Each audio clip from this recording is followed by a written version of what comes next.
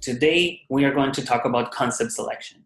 So this is going to be a quick survey through some of the tools that you can use to select one idea from the many that you came up with on the idea generation stage.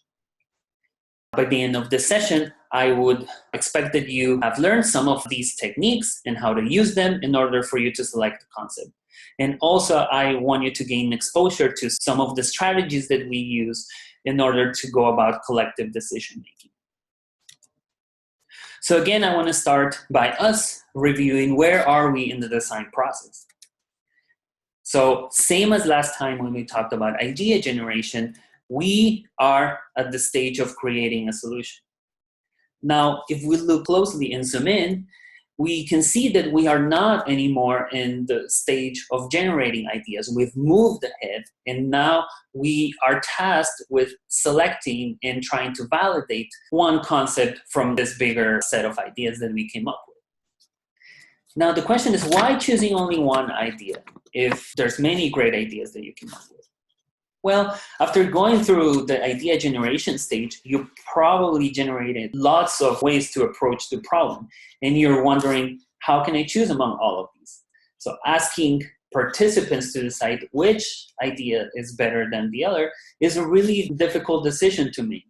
It's never easy for you to choose among your own ideas. And in design, there's this phenomenon called design fixation, where you tend to get overly attached to your own ideas.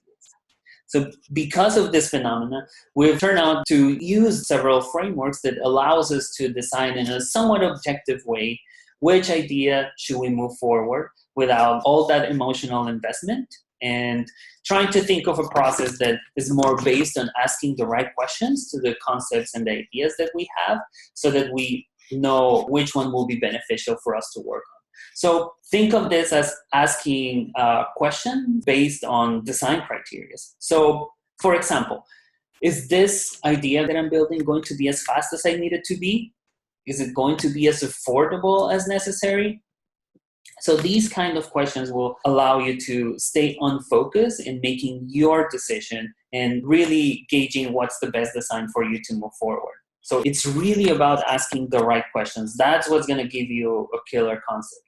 So some of these questions are very general, some are very specific. So you can think of questions like, do we have the necessary resources to make this idea happen? So we were asking you to think out of the box, and maybe some of those ideas are really great ideas, but they're not feasible with the resources that we have or with the time frame that we have. Do we have the skills in our team to make this idea happen? This is also a very important question, because you're not only constrained by resources and time, but you also have a limited skill set among your team. So remember, this part is really about asking your ideas the right question.